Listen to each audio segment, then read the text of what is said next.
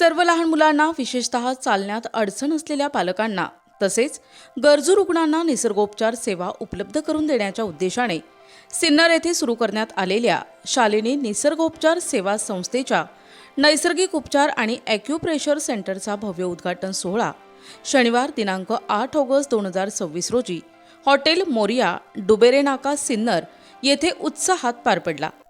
महाराष्ट्र राज्याचे सामाजिक न्यायमंत्री तथा छत्रपती संभाजीनगरचे पालकमंत्री संजय शिरसाट यांच्या हस्ते केंद्राचे उद्घाटन करण्यात आले। यावेळी शालिनी निसर्गोपचार केंद्राचे संचालक डॉक्टर अश्विन बी भडांगे यांनी उपस्थित मान्यवरांचे स्वागत केले।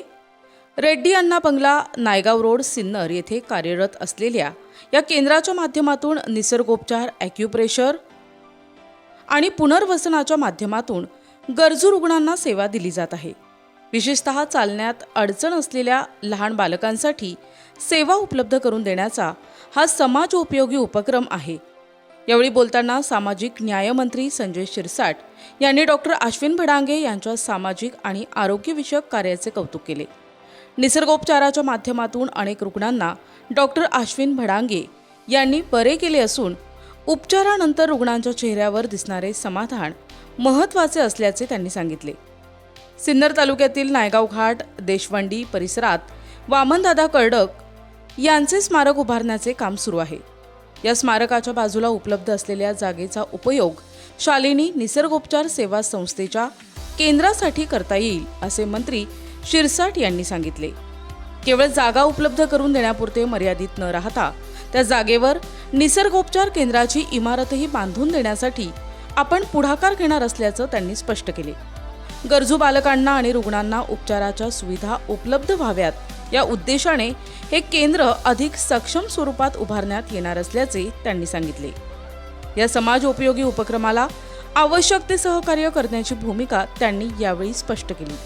यावेळी डॉक्टर अश्विन बी भडांगे यांनी आपल्या कार्यप्रवासाबद्दल भावना व्यक्त करताना 2008 पासून सुरू असलेल्या आपल्या कार्याचा आज सन्मान होत असल्याचे सांगितले।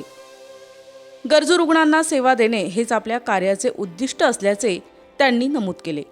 तसेच गरजू रुग्णांना दर 15 दिवसांनी मोफत उपचार करून देणार असल्याची घोषणा त्यांनी यावेळी केली। निसर्गोपचार ॲक्युप्रेशर आणि पुनर्वसनाच्या माध्यमातून गरजू रुग्णांना सेवा देत या उपक्रमाचा भविष्यात अधिक विस्तार करण्याचा मानस असल्याचेही डॉक्टर अश्विन भडांगे यांनी सांगितले। मंत्री संजय शिरसाट यांनी जागा उपलब्ध करून देण्यासोबतच केंद्राची इमारतही बांधून देण्याची घोषणा केल्याने शालिनी निसर्गोपचार सेवा संस्थेच्या समाजोपयोगी उपक्रमाला मोठे बळ मिळाले आहे। आज मी मुद्दामून डॉक्टर अश्विनने बोलवल्यामुळे इथं आलो। खऱ्या अर्थानं आपण जर पाहिलं तर सार्वजनिक जीवनामध्ये कोणतंही व्यंग आलं, अँटिबायोटिकचा आपण उपचार करत असतो, आयुर्वेदिक करत असतो, होमिओपॅथिक करत असतो, परंतु या डॉक्टरांनी निसर्ग उपचार जे आहेत त्या माध्यमातून अनेक मुलांना बरं करण्याचा प्रयत्न केलेला आहे। मी आता इथं पाहिलं, अनेक पालकांना भेटलो, कोणी कोल्हापूरहून आलेलं आहे, कोणी फलटणहून आलंय, कोणी कुठून आलेले आहेत, अनेक वेगवेगळ्या ठिकाणाहून आलेल्या मुलांचा इथं इलाज होतो, त्यांच्या चेहऱ्यावर ते समाधान आहे। बरं, ह्याला काही खर्चिक नाही, तो स्वतःहून त्याच्यामध्ये असल्यामुळं तो कुठेही कुणाकडून पैसा घेत नाही, स्वतः भाडं भरतोय, जेवणाची राहण्याची व्यवस्था करतोय। असेल तुमच्याकडे फीस देण्यासारखं तर द्या, नसेल परंतु उपचार केल्याशिवाय जाऊ नका हा म्हणणारा हा डॉक्टर। म्हणून मी आज मुद्दामून त्याच्या या भेट द्यायला आलो आणि मला पाहून आनंद झाला की एक वेगळं काम तो या ठिकाणी करतोय।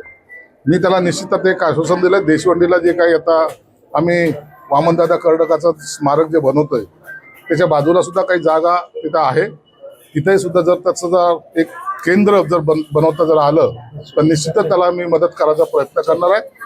अनेक गरजूवंतांना जी सेवा तो देतोय त्याला तोड नाहीये, म्हणून मी त्याला खऱ्या अर्थाने शुभेच्छा देतो त्या सर्वांतर्फे, त्या पालकांतर्फे, आणि भविष्यामध्ये त्याच्या हातून असेच काम हो अशी शुभेच्छा।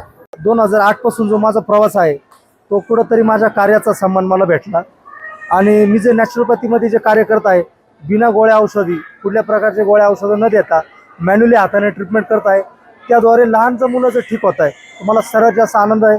आणि आमची 3री पिढी आहे।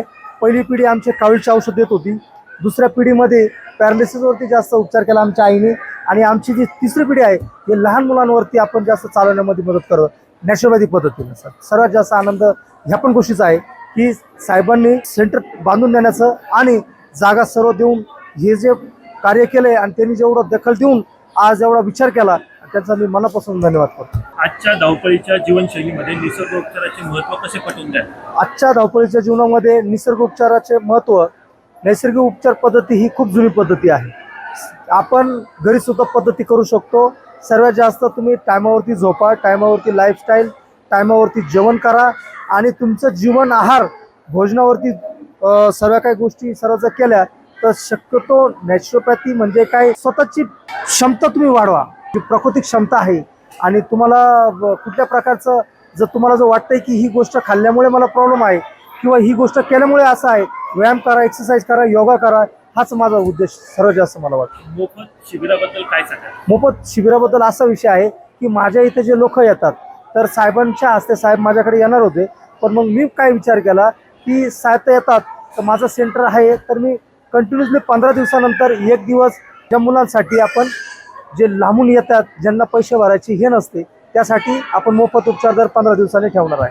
भविष्यात कोणकोणत्या सेवा आपण आपल्यातर्फे देणार आहात आरोग्य सेवा? नाही, आरोग्य सेवामध्ये म्हटलं तर सर्व नॅचरोपॅथी सेवा, आयुर्वेदाचे किंवा पंचकर्माचे, मसाज, थेरपी, ॲक्युपंक्चर, ॲक्युप्रेशर, याच्या अल्टरनेटिव्ह मेडिसिन असो, सर्व ज्या पॅथी आहे आयुर्वेदामध्ये आयुष्यामध्ये जे बसतात ते आपण पॅथी देण्याचा अलग अलग डॉक्टर्स किंवा टीम बनवून आपण हे कार्य करू असं मला वाटतं. जाता जाता गरजू रुग्ण तसेच पालकांना काय संदेश द्याल? आता गरजू रुग्णांना मी हा एकच संदेश देईल की तुम्हाला जर येण्याचा जर प्रॉब्लेम होत नसेल किंवा यांना अडचण असेल तर तुम्ही शालेय सर्व उपचार केंद्रामध्ये दर 15 दिवसांनी आपण शिबिरचं आयोजन करतो. तर त्या शिबिरामध्ये तुम्ही नाव नोंदणी द्या, तुमचा नंबर आला तुम्हाला कॉल करतील आणि तुम्ही येऊन जा. आणि थोड्या दिवसातच आपण काही सुविधा मी करतच राहतो. आले काही ज्या सुविधा होईल त्याचा पण मी प्रयास करेन.